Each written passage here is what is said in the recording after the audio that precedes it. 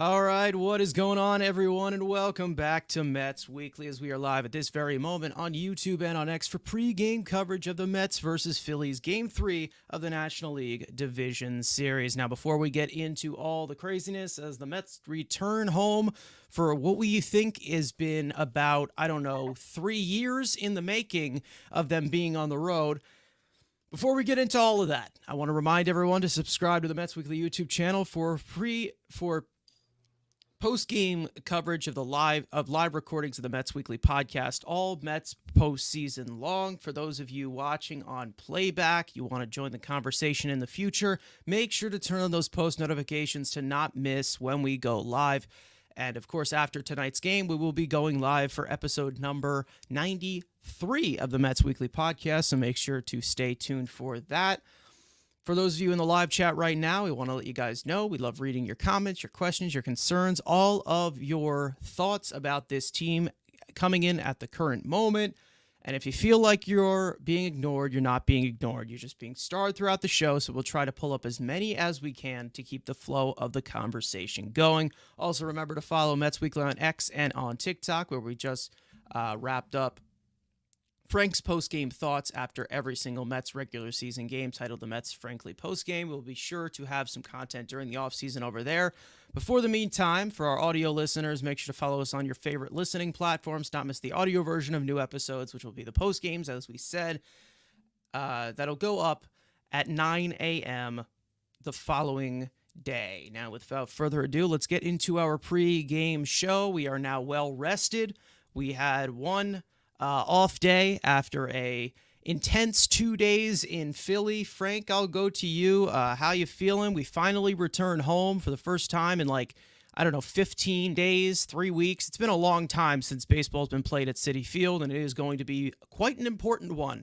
Game 3, National League Division Series, playoff atmosphere. How you feeling going into this one? Well rested. Yeah, it felt like the longest off day ever. And for the Mets, just how much of a grind it's been for them. They're lucky to even be playing at Citi Field because they just missed potentially not being at Citi Field till late March of 2025 with how that Brewers series was looking at the end. So, they've come so far to be in a position where they do get to have a home playoff game. And in a very pivotal game 3, you're tied 1-1.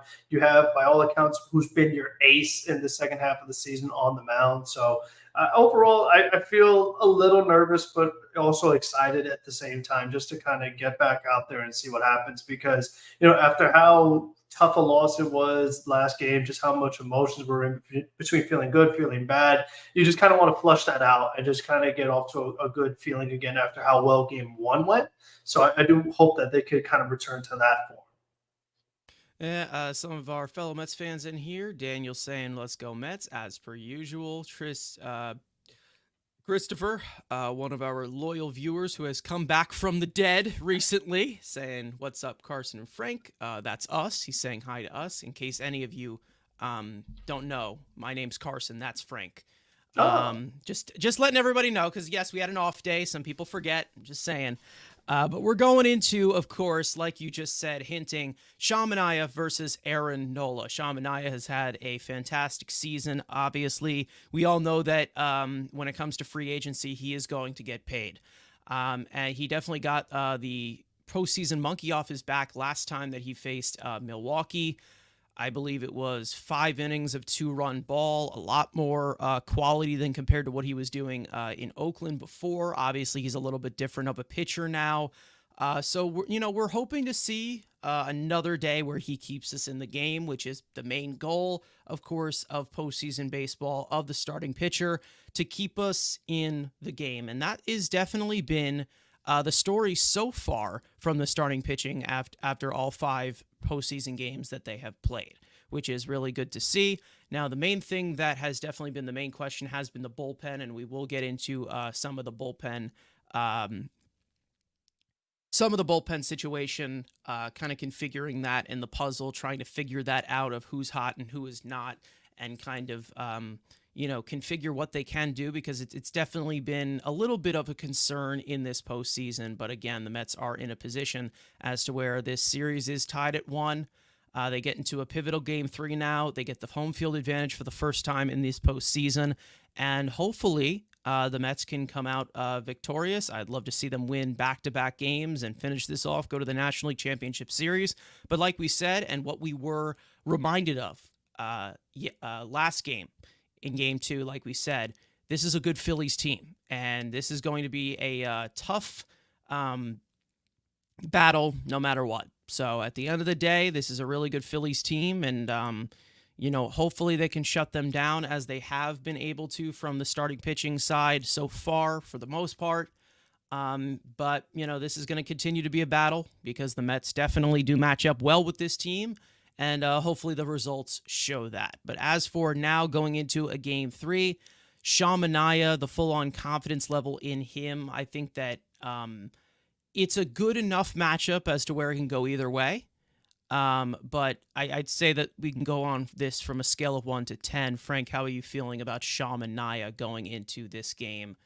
Right now I'm at a 5 because I was at the game that he pitched at Citi Field against the Philadelphia Phillies, and all in all, he turned out a really good start. He was able to work deep into the ball game, going the 7 innings on only 89 pitches. Now, the problem he did face was the home run ball, and we know that's kind of how this Phillies offense works. It is very home run heavy, and it's led by the guy at the top, Kyle Schwarber, who attacked Sean Manaea in the last outing, and that was lefty-lefty, and even Schwarber went left center, first batter of the game. So I do want to see Manaea definitely be a little more careful with Schwarber, especially starting off in that first inning. I feel like that's kind of one of those big advantages that Philly has with Schwarber, that leadoff spot. It's just the ability to kind of make a game 1-0 on the first pitch or first batter of the game can definitely really mess up your momentum and just kind of how you approach the overall game. So I do want to do that to be a focal point for him. And overall, in his start against the Brewers in the last series, he pitched pretty good. So I think overall, like, there are some things that I feel good about, some things that it's like, but we still know about the previous Sean Manaea playoff experience that gives us some cause for concern.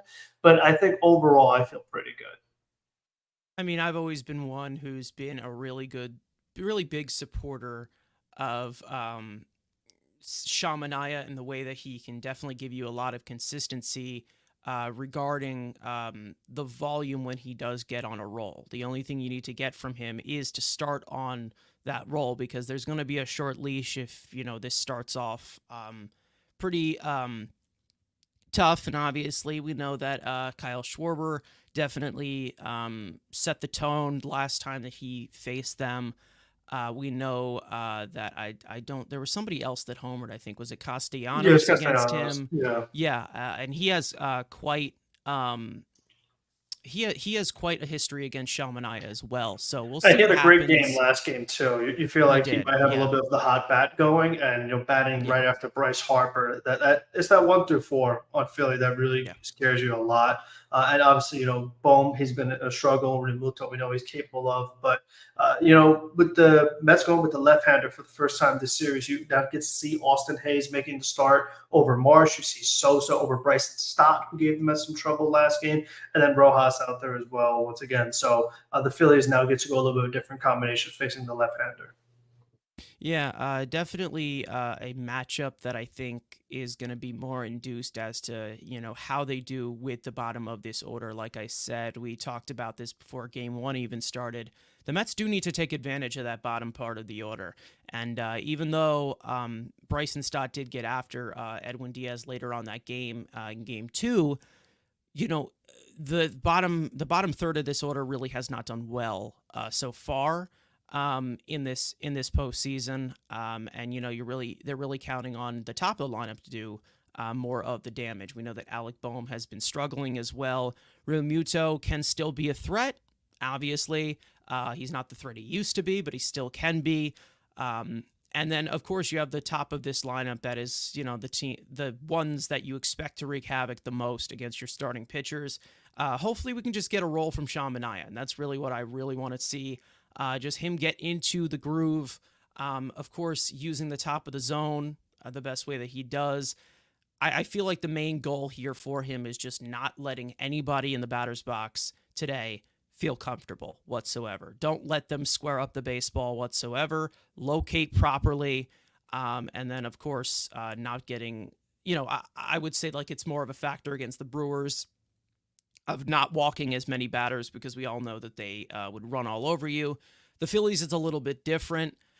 If you walk someone, you have a chance of turning a double play, mainly because how many ground balls this Phillies team does hit. But again, any threat that they have, it's more of just with the power, of course. Just don't walk the bottom half. As like we said, just don't walk Yeah. the 7 through 9. You don't want any guys on base for Schwarber, for Turner, for Harper Castellanos, because as we saw with Budo in the last game, like hitting the batters and giving up those hits to the bottom half of the order kind of changes the whole game plan of like we talk so much about like third time around the order, fourth time around the order, as far as what you want to do matchup wise. Like here's a guy that I wonder when he's available. Maybe tomorrow, I would think if let's say Philly wins today. But like having David Pearson available for the middle innings to get like Schwarber and Harper, if someone else could get the bottom half of the order out, that's also a big key as far as like, are they going to utilize Diaz in the same way where maybe he comes in the 8th instead of the 9th if Schwarber and Harper are due up? Yeah, obviously going through these matchups and going through it lefty righty is the definitely the best way to probably do it, especially with somebody like Sean Manaea on the mound. Mainly because Peterson is pretty much the only viable lefty coming out of that bullpen right now. And he's thrown like a good amount of pitches, let's just say, in this last week, even though he is still stretched out to be a starter. And like I do think that he most likely will be available today because of the days of rest. We'll see what happens. I don't know. He did not pitch in game 2. He did not pitch yesterday, so he has had 2 days of rest. So, I mean, we'll see what happens. He's still stretched out as a starter, so most likely he'll have a few pitches in him, but I don't know if he's going to be able to go 3 innings as opposed to maybe just 1 or 2 innings. We'll see. As many outs that he would have to get. If they need him to go 3 innings, we're in big trouble. That was like a different circumstance for Manaea being the opener. I feel like for Sean, like if he can go 7 again, like he did last time against the Phillies, great. But we need at least 6, I feel like. And then if you want to just have maybe Pearson do the 1 inning today and just get that top half of the order. But it kind of depends because also one of the reasons why they used Peterson was they had the right-hander. Now they give them the look with the left-hander. But in this case, since you already have a lefty starter, it doesn't have the same effect, even though these are 2 different pitchers with different arm slots. But still, it just kind of might change things up as well. And also like trying to really kind of keep an eye on when, and here's actually another thought of maybe having Pearson face the bottom half of the order to prevent Bryson Stott and maybe Brandon Marsh and these guys from entering the game a little earlier, because you feel like once Manaea comes out and the bottom half of the order is up, those guys are coming back in. So I feel like trying to that little bit of chess, so to speak, to try to prevent some moves is also another thing that could be considered too. Yeah, I mean, obviously we know about the righty lefty. I've never been one to really give like the full on thing about it. If you can't hit both lefties and righties, I've always been one who's like, who cares? And just, they're a part-time player or they just don't belong in a major league lineup. But when it comes to the specifics of getting outs, of course, like the bottom of the order leading the top of the order, like we just said, they got to attack the bottom of this order in order to keep this like an actual game, in order to stay in this game, because we know that the most damage is going to come from the top of that order, and the top of that order is not going to go a combined 16 for 16 like they will get out at one point. And then that bottom third of the order, they have to attack them. They need to continue to challenge them, and that was one of the main costs as to why they lost that game too. I mean, like we said, Budo hitting the 9-hole hitter, that couldn't happen, or somebody else walked the 9-hole hitter. They just weren't able to get that extra out that they needed, and those extra outs come from the bottom of the order. So they need to get those from there to set themselves up into a good position, especially today where it's Hayes, Sosa, and Rojas, but all of them are pretty much light enough bats as to where you can get the favorable matchup, especially against somebody like Sean Manaea. Most of the guys in the bullpen that I do trust regarding that. And going into the bullpen of availability, like we already have hinted, I do think that you will see Stanek again today. I do think that you might see Maton, depending on what the matchup is. We should really see Reed. You should see Reed as well. Yeah. I think that you're going to see Maton against the bottom of the order today. Yeah. I do think that that's going to happen. If you have 7 due up, 7, 8, 9 due up, they're going to probably go to Maton to try and set it up for the top of the order, maybe in the ninth or something regarding Diaz's availability.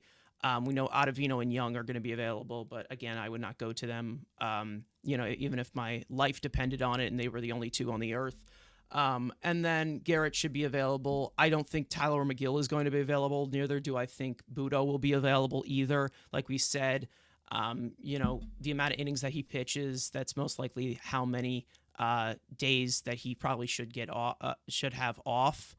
They didn't I even don't know get how an long inning out of him, pitched, though. but He did inning and 2/3. He wasn't great. How many pitches but did he throw? That's maybe around that's like the question. early 20s, I'd say at most. He didn't go too far. He might be So, he might be available, but probably only for one but the inning. things that, like, if you Yeah. have Reed and you have some other guys, and hopefully Manaea goes deep to games, you shouldn't have to use him. You know what I mean? Like, ideally, I like to stay away from him. And like you said, I'd rather go Reed, Stanek, Diaz if Manaea could give me 6 and just go good morning, afternoon, good night kind of thing. Yeah, obviously, I think that, you never know. This bullpen has definitely been just the main weakness so far throughout the postseason, I'd say. But they were able to hold it together, of course, with this team coming back the way that they have. But they're going to have to figure it out. You need a good bullpen in order to lock these things down in the postseason. You can't just continue to rely on these incredible... You can't just rely on these incredible comebacks to happen every single time in the ninth inning, even though this has continued to be the Mets' identity. But I think that when it comes to the overall pitching strategy, I still do believe, and even though there are some Mets fans that don't believe this, I still think that pretty much every single time, at least 9 times out of 10 so far in this postseason, Carlos Mendoza has pushed the right buttons. I do believe that he has. He just did not really have that many buttons in game 2 with the bullpen game in game 1. So we'll see what happens in regards to that. I do think that I understand the matchups. The only one that I haven't really understood regarding this entire postseason was putting in Phil Maton in game 2 against Milwaukee. Against the top of the order, which I don't think that he belongs facing the top of the order. I think it's more of a matchup thing or a situational thing regarding somebody like Phil Maton. It's not even just anything to do with his struggles. It's just like throwing 88-mile-an-hour cutters down the pipe to left-handed hitters who can just crush the ball at any site of anything in the zone. You just can't be doing stuff like that. It's just, it's not a good matchup. It's not favorable at all. It's not a great matchup for him. I wonder if maybe you have a little more, like you said, against that bottom field that's very right-handed heavy and it's a little more light hitting. It's mostly those kind of guys that maybe you can get away with it, because I wouldn't be throwing that stuff to Harper and those guys. They can just crush it. Yeah, Jeffrey coming in terms of the matchup, saying don't underestimate Bryce tonight, Rusty August and September, but he is known to go absolutely bonkers in the postseason. Personally, I expect him to go nuts. I don't underestimate him at all. He's Bryce Harper. He's one of the kings of prime time there. Let's just say he lived up to the chosen one hype ever since the beginning. Let's just say that. I always expect that dude to do damage. Even though he's had his struggles against the Mets before, he's also had his dominant moments against the Mets before. So yes, like we've said, with the Phillies, that pretty much sums up as to what happens with this rivalry, as they continue just to have good battles, and that's why this is going to be continue to be a really good series no matter what. I know that this is going to be a tough series for fans of the team, let's just say that, because there's going to be a lot at stake.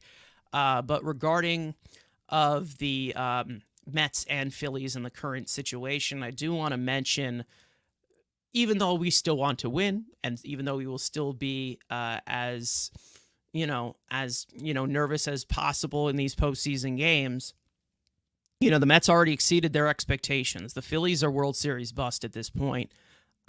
So I do expect this team to continue to be as loose as they have been. They are not the tense team in this matter. The Phillies have definitely not played fantastic baseball in this series so far. Obviously, they want to continue. But when it comes to the Mets and the pressure on them, They have the home fans behind them now for the first time in a long time. You also have Francisco Lindor going up to the plate for the first time in 30 days at Citi Field. Remind you with the, everything going on with his back injury, as that injury happened on the road. I mean, everything has been happening on the road as for all of the life-changing events in September. So again, when it comes to the Mets, just absolutely in terms of the pressure, I mean, I really don't think that there is much when it comes to this team, like, again, exceeding the expectations the way that they have. And I think that really just shows throughout what we have been seeing. I mean, Grimace is literally taking a trip on the subway or on the 7 line or whatever. I mean, there can't be a more team that is more relaxed than the Mets right now. I understand that, we still do have a job to be done. We still want to win. But we know that we do have somewhat of a bright future ahead of us. We know that we have the right guy running the job. So I personally think that, I'm still going to be nervous regarding these games. I still want them to win. But, once they do lose, if they do end up losing, I'm like, okay, well, what are you going to do? That's kind of how I kind of personally, sure, I will be upset for the time being. But yes, they lost that game in game 2. I shook it off the next day. Like, I'm like, let's move on. It's okay. We're tied 1-1. It's a whole different series. It's best of 3. Something the Mets have done well, winning 3-game series all year. I'm okay with it. Again, like we've said, our third mic saying Andrew, who I believe, I can confirm this, I believe will be here for Game 3 post game. He did say, everything right now that happens is just gravy at this point on the top of this big feast that we have had since the comeback of June 1st. Now, I think that, that's the mentality that I look at it, of the reality of, yes, the Mets could go on a magical run because I believe that they could beat this team. I definitely do think they can because, again, like we've said, they do match up very well against them. But at the end of the day, this is a really good Phillies team. This is a really good team. So if they do end up beating us, I wouldn't be shocked. But again, we are in a pivotal Game 3, and I think we need to remind ourselves that, don't stay as tense as you think you will, because I do believe that under the current situation we are under, I'm really hoping that this is a yearly occurrence.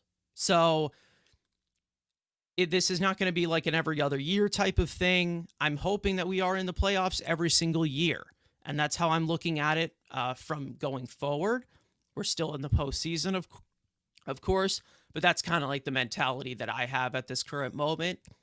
But obviously, I'm still rooting for them to win. They still make me nervous. They still kill me. But regarding the situation going forward, I think that, the expectations are more on the Phillies as compared to the Mets as of right now. I don't know if that's the feeling you get, Frank, but that's kind of how I got it with here, because the Mets, they just got into the playoffs and they just got hot at the right time.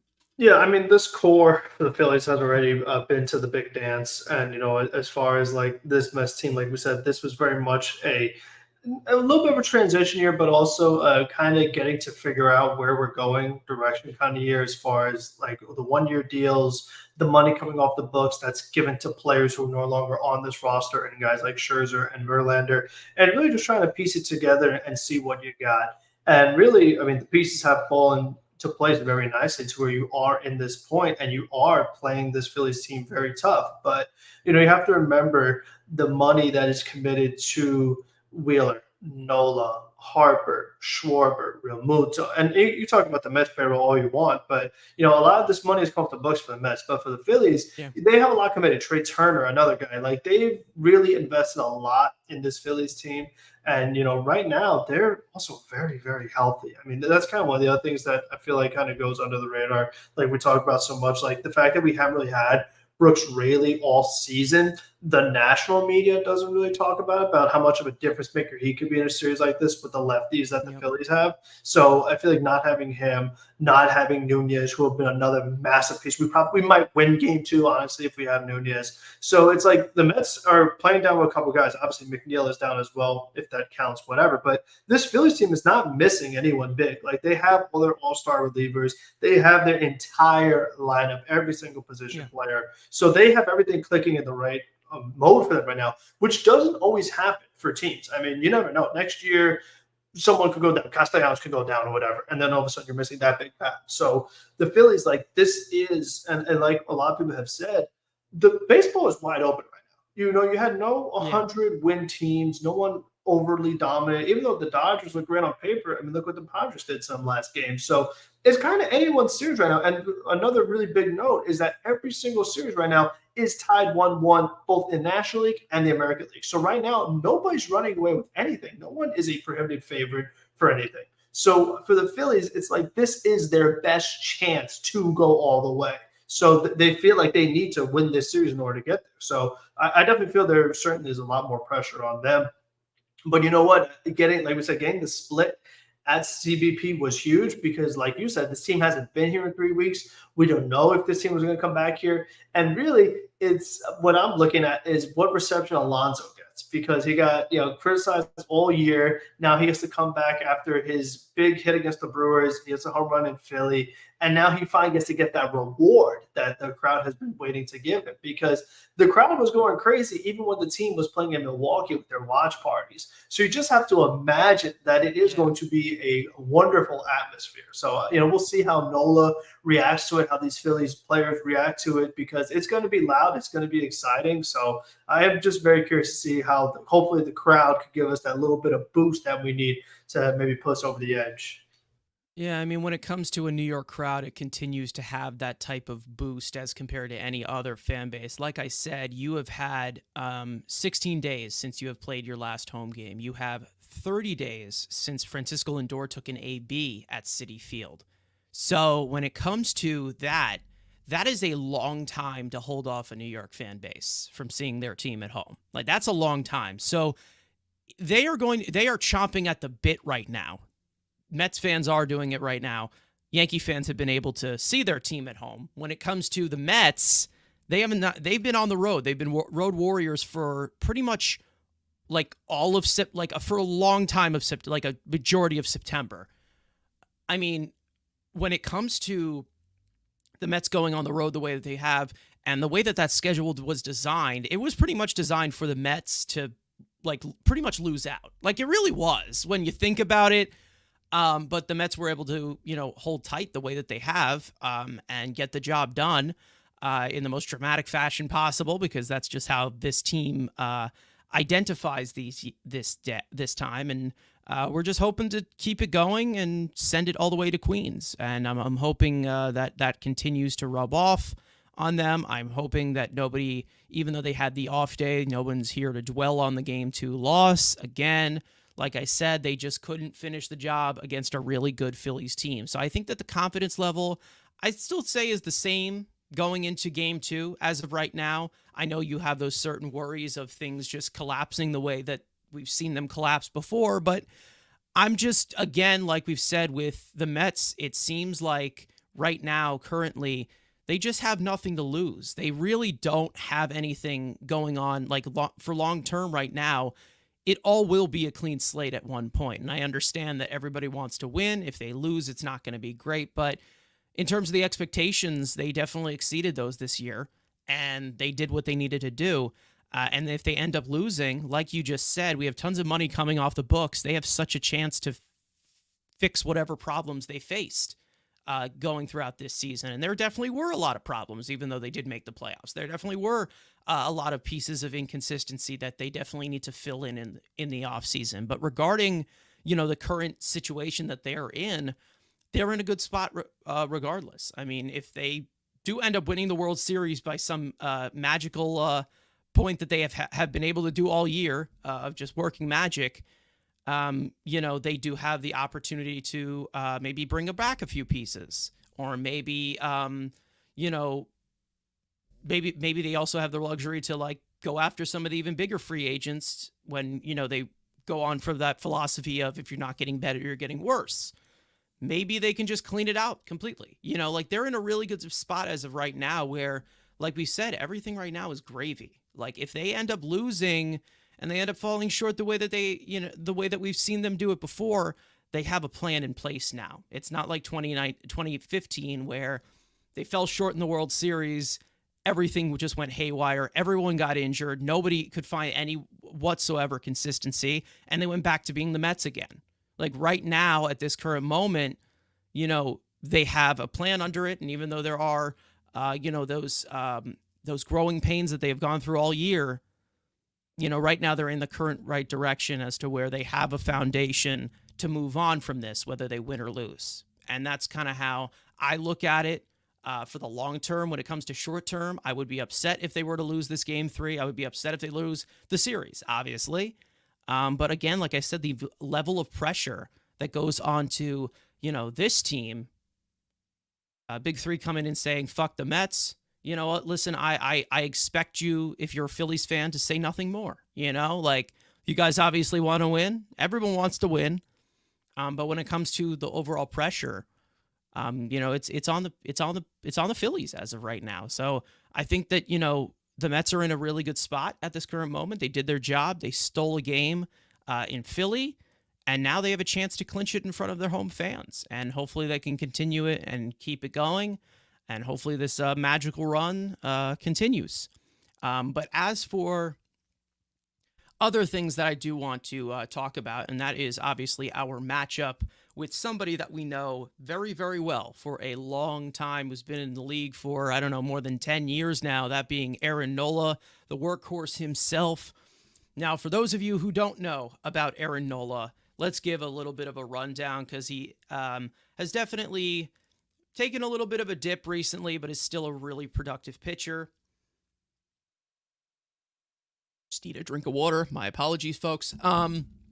But as for Aaron Nola, for those of you who don't know, he's a 5-pitch right-hander.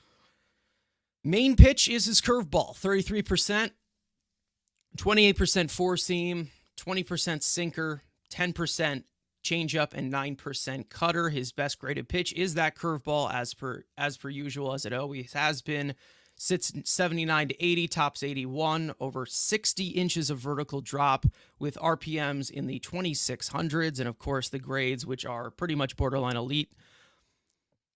135 stuff plus, a 106 command plus, and a 113 pitching plus. The rest of it are the arsenal.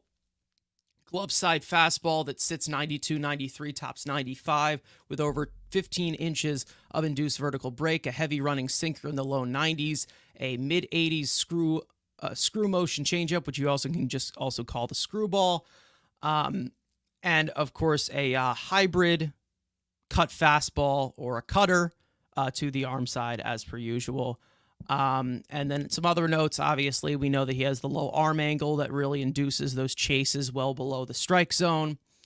We know he doesn't walk many. He has the spotty command, which we will get into, of course. Hitters this year are registering a 348 expected WOBA, or quality of contact, against his sinker, and also a 44.3% hard hit rate.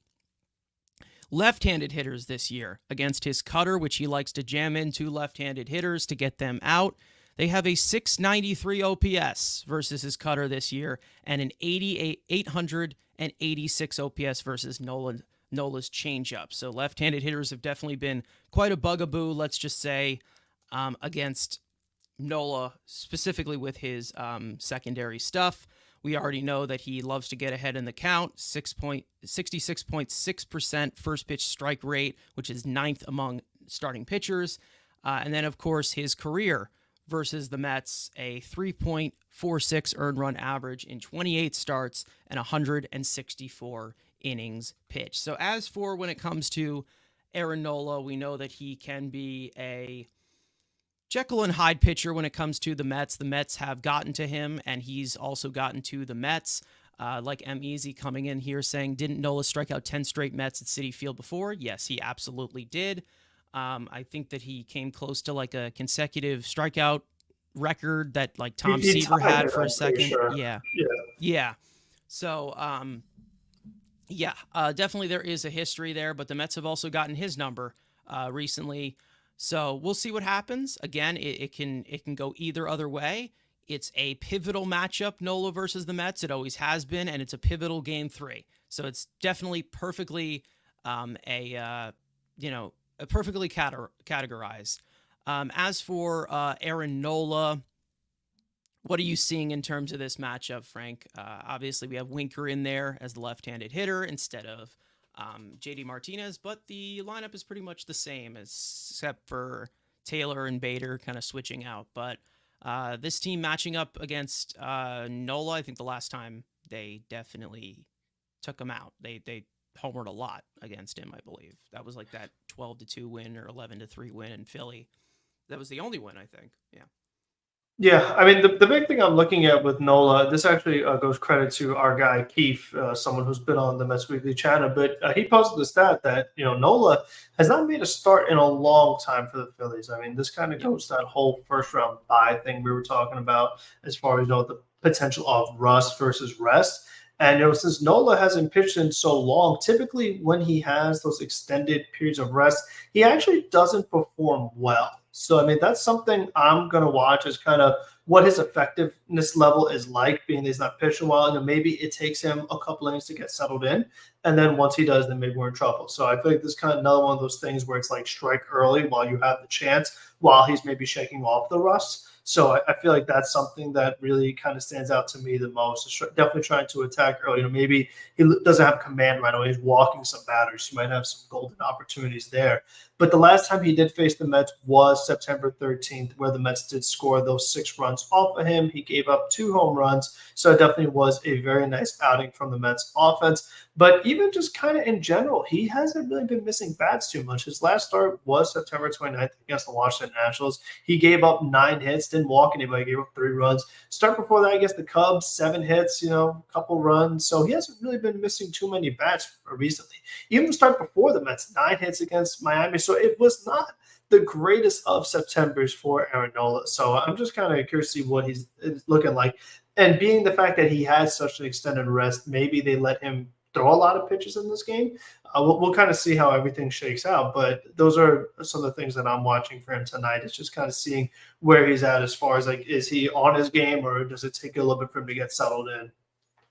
Yeah, obviously, speaking of like the days of rest, that's actually in one of the keys to the game, of course, that I have.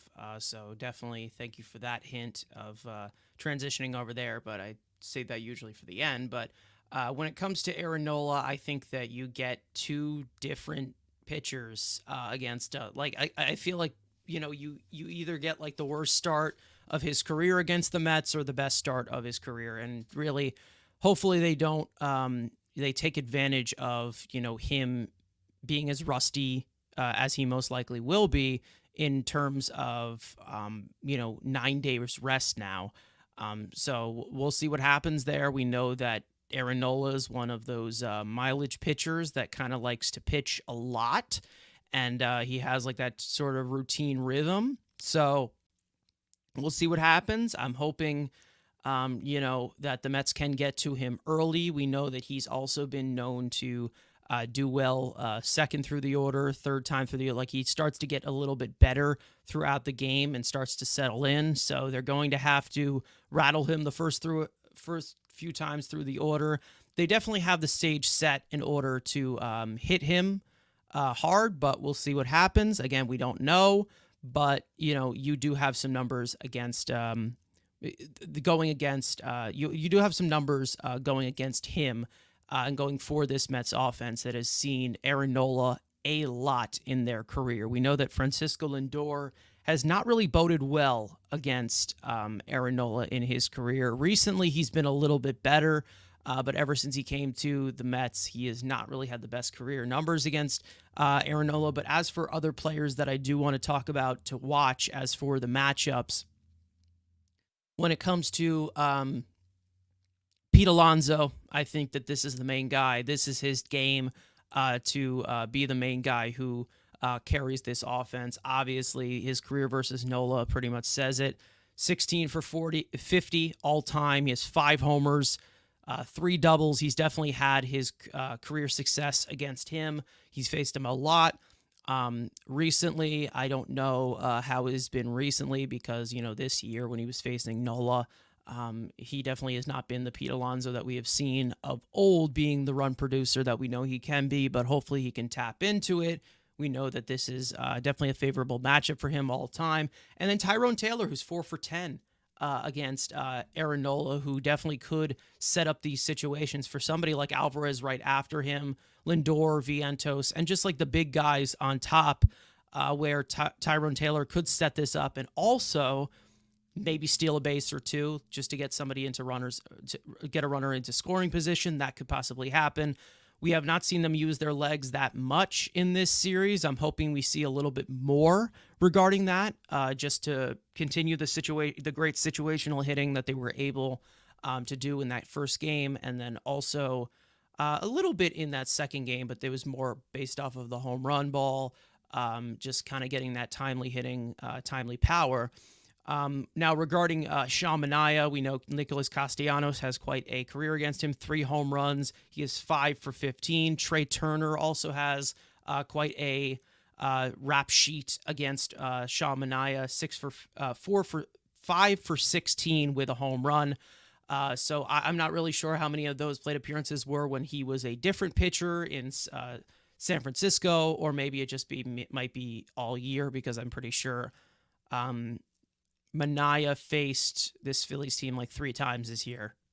So maybe it adds up half and half or something like that. But when it comes to the overall matchups, I'm definitely looking at Pete Alonso here. Winker, of course, we see him as somebody who could hit right-handed pitching. He's been okay against Nola, not great, but definitely somebody who we're also looking to. I know that Marte has had some success, but not crazy success against Nola. Who else are you looking at this lineup, of course, because they've definitely seen Aaron Nola a lot in the past. So, you're hoping that something evens out and something comes through. Yeah, I mean, the first guy I have my eye is Brandon Nimmo. He hit the home run against Nola the last time that Nola faced the Mets, so he's someone I'm hoping he could kind of do that. And then the same thing goes with the next guy, Francisco Alvarez. He also hit a home run against Aaron Nola in that big start at Citizens Bank Ballpark. So it'd be great to see Alvarez get his first postseason homer. He's been able to chip in with some singles and things like that, so he's been doing some stuff, but we need a little bit of that power source as well, since we know it's not going to come from Iglesias and not going to come from Marte. Hasn't really come from Winker either, so it hasn't not come from Taylor. So, you're going to need it from somebody else. Alonso's been able to provide it. Obviously, Vientos and Nimmo have done it. So you want to see Alvarez be a next man up to also maybe hit the long ball. Because like we said, up against the better pitchers, it's hard to string those consecutive hits together. So getting that one big hit goes a long way. And I really hope that Alvarez could be the one to provide that. 11 for 31 is Marte against Aaron Nola. So he does have a good career against him. Recently, he hasn't really had much success against him.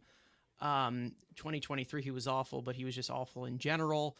He definitely got his number in 2022, that great year that he had, going 6 for 14 against him in that series. I mean, Marte was playing at an absolutely different level.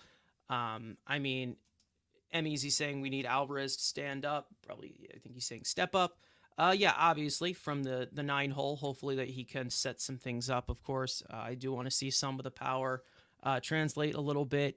And again, there's another point that we made earlier on. The Met pitchers need to dominate 7 through 9 in the Phillies lineup. Of course, like we said, setting that stuff up the way that they can. Don't put themselves in a shittier position that you possibly can.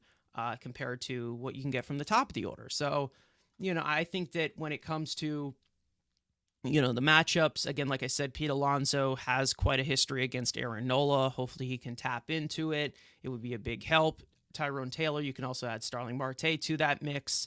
You're hoping that you get something from Francisco Lindor, who hasn't really boded well against Aaron Nola. We'll see what happens in terms of that. But Lindor will be batting from the left side. Left-handed hitters have definitely teed off on the secondary stuff of Aaron Nola. And when it comes to the keys to them winning this game as a team, putting it all together, I do want to get into Carson's keys to this game, which now I have graphics for. Yay, everybody has something fun to look at. And of course, I have these three main keys as for more of the matchup sense, mainly because it's more of specifics. Every single thing that we went into going in. First one, of course, regarding to Sean Manaea. Sink to swim. It's actually sink to swim, not sink to swim. We just had a little bit of a typo there. My bad. But although that Manaea is not the best contact manager, Manaea's ladder running sinker has been one of the best pitches in all of baseball, with a negative 15 run value and opponents posting a 267 expected weighted on base average against it. As an uppercut team, the Phillies, like we have said, they have the fourth highest ground ball rate against left-handed pitching this season, with the majority of that coming from their struggles against sinkers. Manaea needs to challenge both right-handed hitters and left-handed hitters with high sinkers to take advantage of the swing and miss and launch angle tendencies. From a more refined arm angle, he has a little bit new deception as well. Manaea has the ability to prevent a lot of A swings against a power-dependent opponent, such as the Phillies, so don't make them feel comfortable in the box whatsoever. And I think that's the main key for Manaea to get on a roll today. Reps of rust, which we already hinted earlier on in the show. Going into today's start, Aaron Nola has not made a start in 9 days. Although he's been given the big game title in the recent years, consistent reps will always be important to a starting pitcher, and also of the caliber of Aaron Nola. And they're really important to Nola, as hitters are slashing 416, 466, 675 with a 208 OPS plus when Nola is pitching on 6+ days of rest. This is 9 days of rest that he is pitching on. In fact, this has been a factor for Nola throughout his entire career, posting a 5.27 earned run average with 6+ days of rest. That is over a 167.2 innings pitched sample. So with 9 days of rest, the possibility of Nola not being as sharp tonight, at least to start off the game, is very high. The Mets cannot give Nola a chance to work off the rust. And as for the third one, you knew that this one was going to be coming. Premium power. When at his best, Nola does not really give up many base runners. Recently he has, but in his career, he has always been perennially sitting at that 1.1 to 1.3 whip throughout his entire career. One thing that he gives up a lot and always has been the home run ball. Nola has surrendered 61 home runs over the past 2 seasons, which is the most among starting pitchers in that span. 15.8% of fly balls off Nola leave the yard, which is the second highest among starting pitchers this season. The approach against Nola is pretty simply said. See the ball, lift the ball, and destroy the ball. 41 of the 67 runs that Nola has allowed against the Mets in his career have been off of the home run. Now, I'm just going to fix this typo that I have in the keys to the game here. But Frank, what do you think about these keys to the game and the recipe for success going into Game 3? Yeah, I think the ground ball one is definitely a big one. You're hoping that you could really get those timely ground balls to get out of some jams and really kind of use that to lower pitch counts. You're trying to get those 2-for-1s in certain instances where you're able to get multiple outs in a short amount of time. Will lead to Manaea working deeper into the game. Less bullpen today means more bullpen tomorrow, where you'll definitely need it with Jose Quintana pitching. So that's one thing I'm looking at too. But then one of the other things I'm also interested about, we talk so much about like hot streaks or guys getting hot at the right time. I feel like it doesn't get talked about enough because they lost the game, but Mark Vientos hitting the 2 home runs and just really maybe trying to make himself a big name here, trying to have himself a huge series. And I found it very interesting that Lindor said something to the effect of like, you know what, he's making himself very famous. And, I just kind of wonder if it gets to the point where maybe the Mets get a little pressure to have to give Vientos a bigger contract earlier than they maybe might have anticipated if he goes on to have like this incredible postseason, and like it's gonna look kind of silly if he doesn't get paid. So I do look at something like that too, and just hoping that he could continue that hot stretch and maybe be the one to carry us, because like you said, Lindor doesn't have those great career numbers against Nola. He's yet to hit a home run this postseason.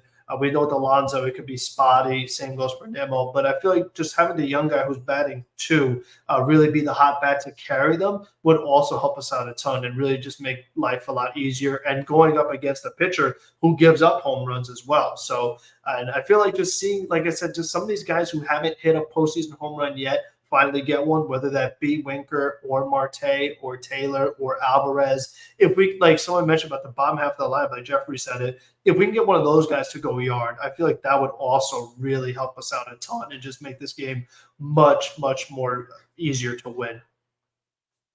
Yeah, obviously, like I have said, like in the situational sense, the Mets have definitely played it well recently, I would say, when it comes to getting those timely hits the way that they have had. We know that the bullpen has been one of the main struggles, of course.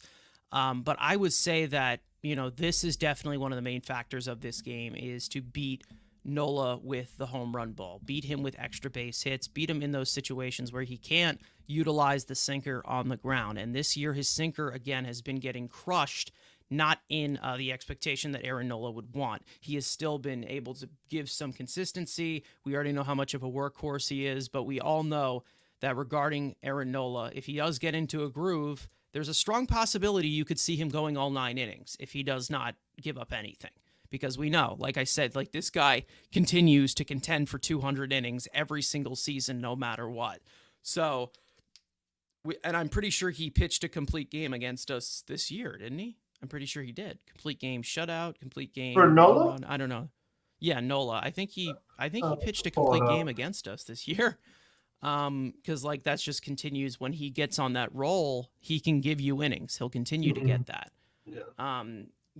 I think that when it comes to the matchup with Sean Manaea, again, like I said, he's not the best contact manager around, but again, he does need to use that sinker to his advantage as to where he can get some guys to roll over with the uppercut team that the Phillies are as compared to a team like the Brewers who just get a lot of base runners and just wreak havoc on the base paths. Yeah. May Um, 14th, 9 innings, 4 hits, yep, 8 strikeouts, no walks.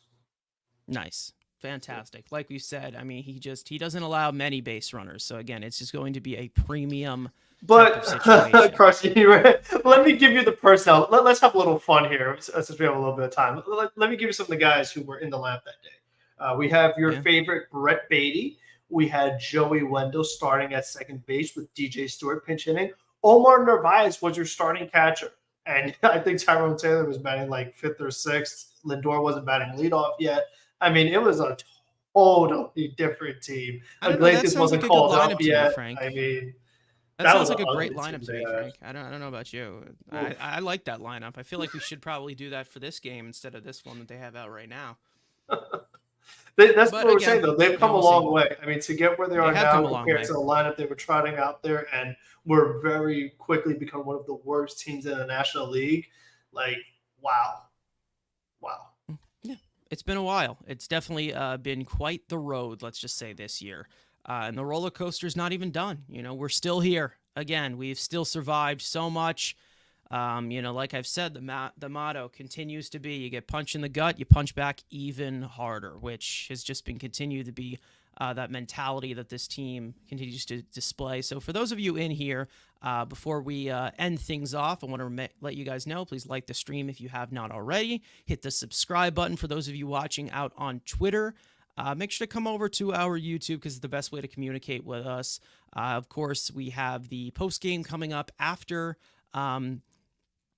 Game 3, which will be our podcast that will be available on audio the next day at 9 a.m.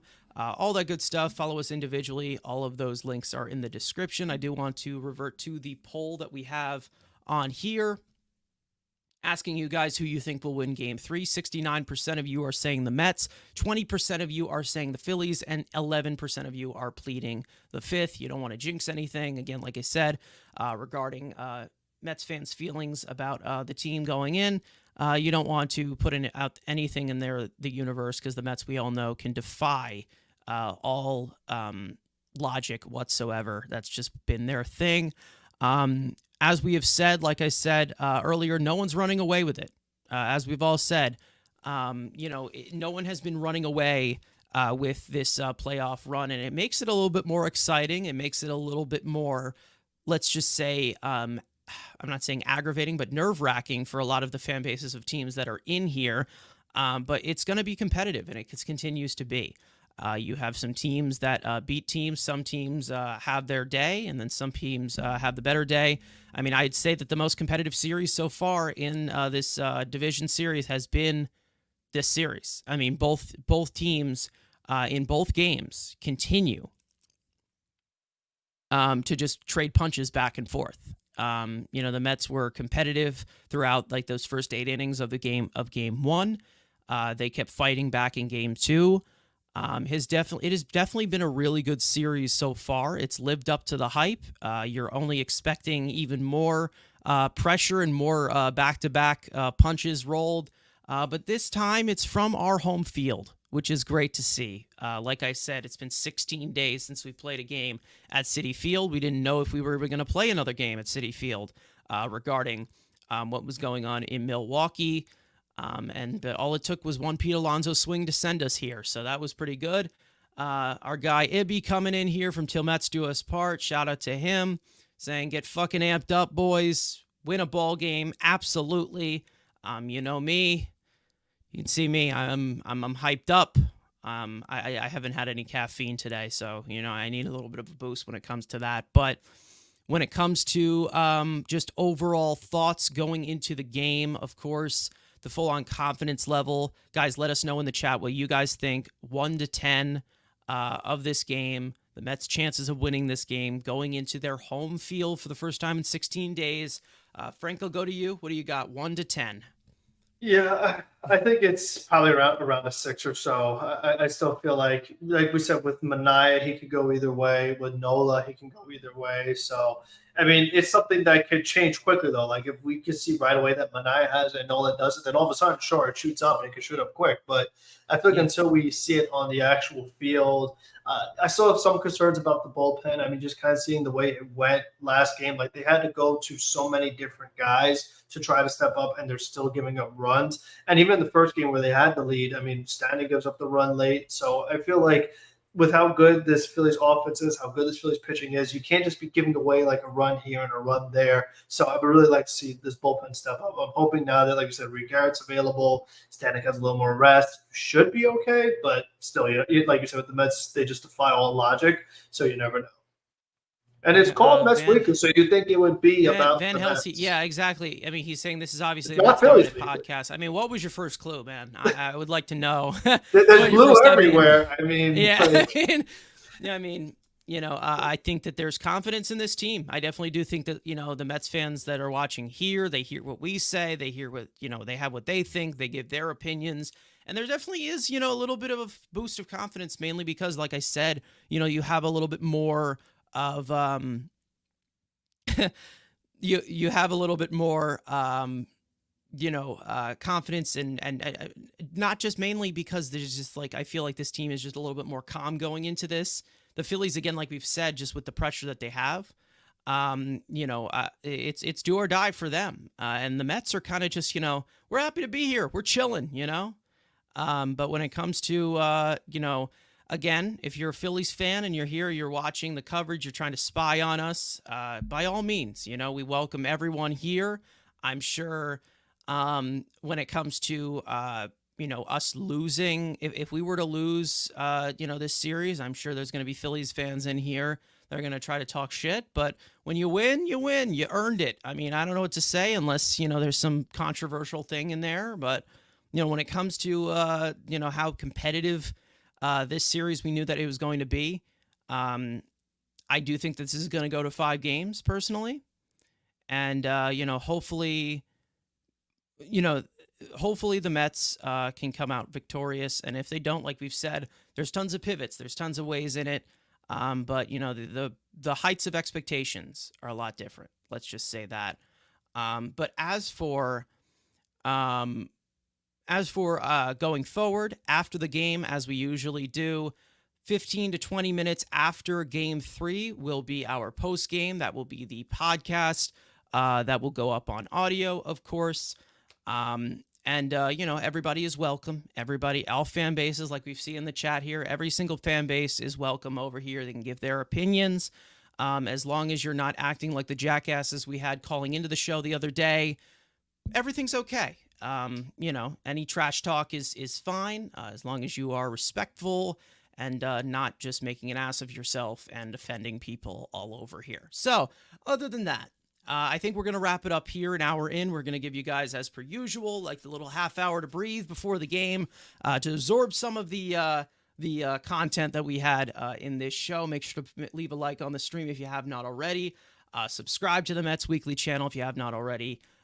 Follow us on Twitter, TikTok, all of us individually, including our third Mike, who I'm hoping could be here for the post game. Again, like sometimes he gets lost. It happens.